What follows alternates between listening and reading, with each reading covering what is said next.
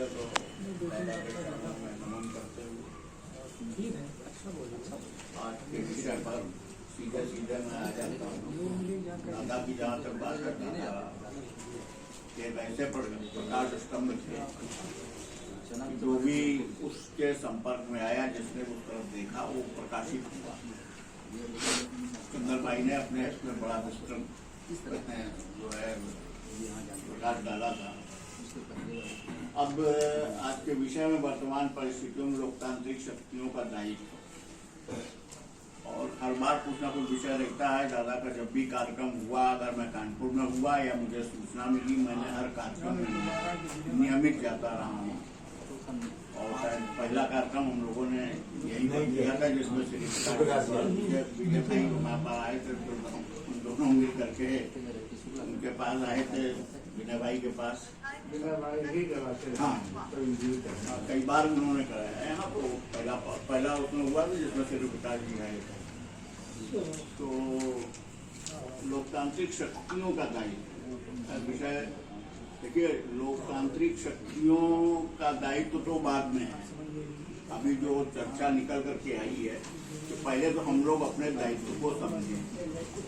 आज स्थिति यह है कि लोकतांत्रिक सारी जो भी संवैधानिक संस्थाएं थी, जो लोकतंत्र को मजबूत किया करती थी, आज वो बिल्कुल धराशायी कर दी गई। आज अभिव्यक्ति की स्वतंत्रता बिल्कुल समाप्त प्राय है।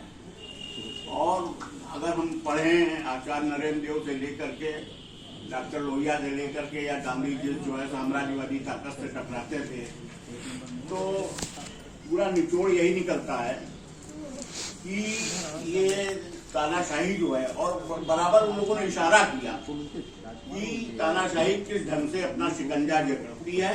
ये कोई नई चीज नहीं है।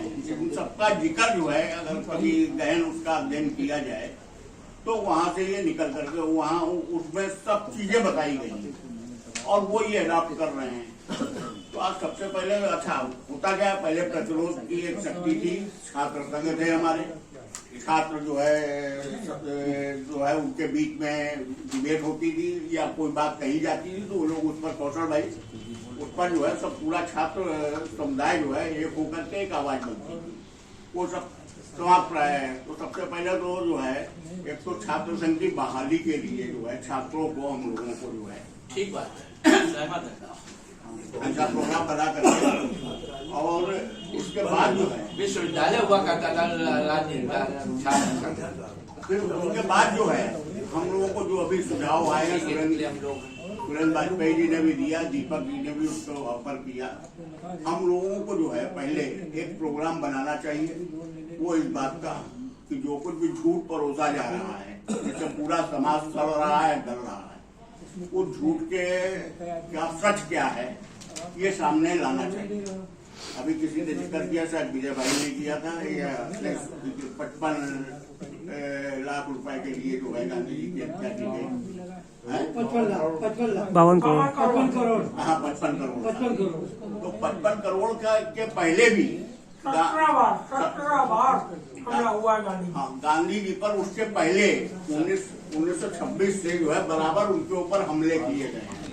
और ये जो था, ये तो एक कमिटमेंट था दो सरकारों के बीच में। रिजर्व बैंक का वो पैसा था, रिजर्व बैंक दोनों पे जो है उसमें ठीक, तो उसमें ही था, और उसको आज ये दूसरे ढंग से उसको प्रचारित कर रहे हैं कि गांधी जो है पाकिस्तान को 55 करोड़ देना चाहिए। तो मित्रों, ये इसका जो है झूठ का सच हम लोगों को ढूंढना है। एक ऐसा ग्रुप बने, ग्रुप तो खैर लगभग आम सहमति है कि हम लोगों को बैठना चाहिए। वैसे आप लोग रोक के बता दें, एक मिनट, पांडे की एक किताब है, अशोक पांडे, इसमें गांधी तो उसमें सारे दस्तावेज है।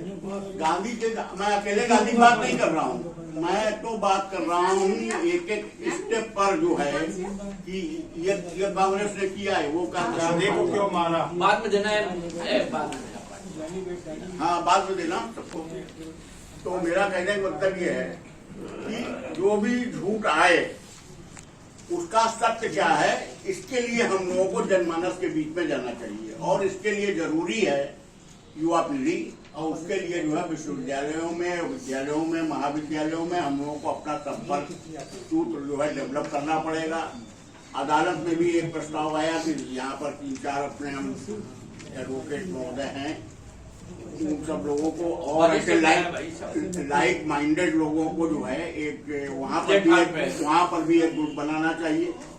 तो ये सब चीजों को देखिए, चौतरफा जब तक नहीं प्रहार होगा तब तक जो है मतलब जो निराशा बढ़ती जा रही है वो फिर घटाटुक में बदल जाएगी, उससे कोई फायदा नहीं होगा। तो हम लोगों को जो है बस इतना, और बाकी अब हम लोग बैठेंगे। मैं तो चाहूंगा कि आज जो है एक बैठक हमारे तरफ विजय भाई भी हैं, राजकुमार भी हैं, और स्वतंत्रता संग्राम सेनानी उत्तराधिकारी संस्था की तरफ से कार्यक्रम आयोजित है। उनको ही अब इसकी जो है उत्तराधिकारियों को भी जो है साथ में लिया जा सकता है। ले करके जो है हम लोगों को जहाँ पर भी बुलाएंगे हम लोग उसके लिए जो है एक योजनाबद्ध तरीके से काम करना होगा। ये नहीं कि बैठ लिए और सब लोग साथ पुनः